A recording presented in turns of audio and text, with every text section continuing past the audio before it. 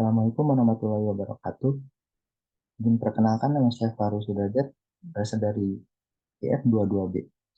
Di sini saya akan menjelaskan tentang reliabilitas dari GPS Scholar.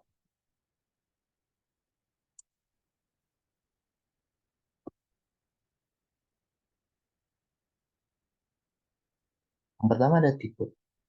Di sini dari GPS Scholar ini ada beberapa tipe. Yang pertama GPS Scholar untuk hewan. GPS Scholar untuk hewan ini biasanya digunakan pada hewan anjing atau kucing, supaya kita bisa mengetahui keberadaan hewan kita tersebut.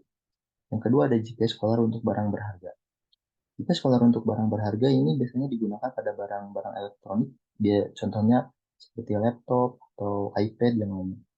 Yang ketiga ada GPS Scholar untuk kendaraan. Nah, GPS Scholar untuk kendaraan ini biasanya digunakan untuk kendaraan bermotor atau mobil supaya kita bisa mengetahui keberadaan kendaraan kita. Yang terakhir ada GPS Scholar untuk anak. GPS Scholar untuk anak ini biasanya digunakan pada anak-anak yang dipakaikan oleh orang tuanya supaya orang tuanya bisa mengetahui keberadaan anak-anak. Yang selanjutnya ada properti. Properti di sini ada beberapa properti. Yang pertama itu ada yang sudah pasti, yaitu GPS. Karena namanya juga udah GPS sekolah, ya pasti memerlukan GPS. GPS ini sensor utama yang digunakan untuk menentukan lokasi akurat hewan atau objek yang dilacak. Yang kedua ada akselerometer. Akselerometer ini sensor ini mendeteksi perubahan kecepatan dan arah pergerakan, memungkinkan pemantauan aktivitas gerakan hewan. Yang ketiga ada sensor suara. Sensor suara ini yaitu supaya kita bisa merekam atau mendeteksi suara di sekitar objek yang kita pasangi GPS Cloud tersebut. Yang selanjutnya ada sensor suhu. Sensor suhu ini biasanya digunakan pada GPS Scholar untuk hewan. Nah, supaya kita bisa mengetahui suhu tubuh hewan kita itu berapa. Nah, yang selanjutnya ada sensor kesehatan. Sensor kesehatan ini juga biasanya digunakan pada GPS Scholar untuk hewan.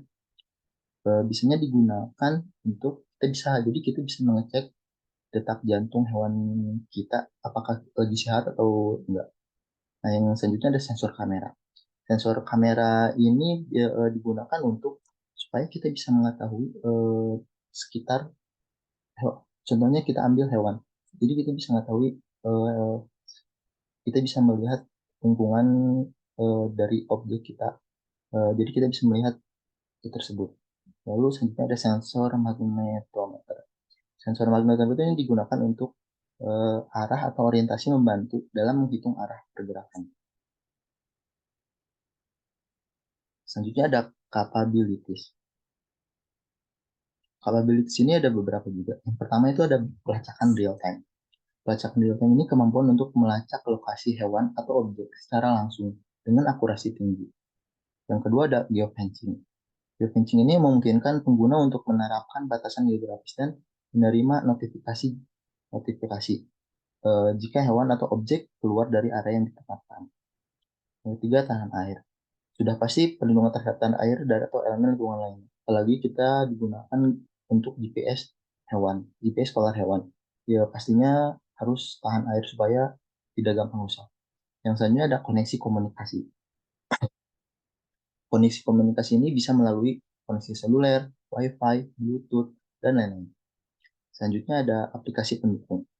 Aplikasi pendukung ini aplikasi atau platform online yang memungkinkan pengguna mengakses dan mengelola data pelacakan.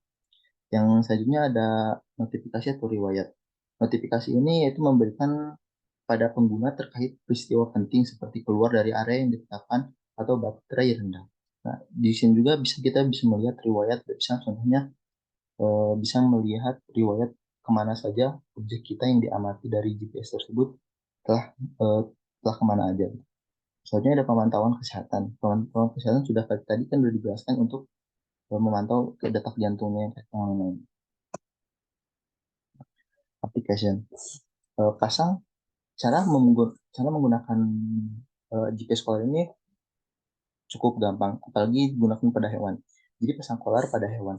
Jadi collar itu tersebut bisa berbentuk kalung. Biasanya kalau untuk hewan berbentuk kalung.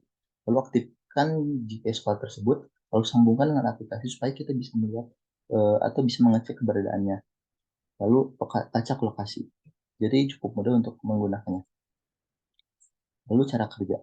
Cara kerja dari aplikasi ini yaitu bisa melacak atau merekam keberadaan hewan kita, sehingga kita tahu keberadaan hewan kita. Selain bisa mengetahui keberadaan hewan kita, Gpscore 2 ini bisa mengecek dan mengontrol kesehatan hewan kita. Jadi kita bisa aman lah kalau bisa menggunakan GPS Collar ini.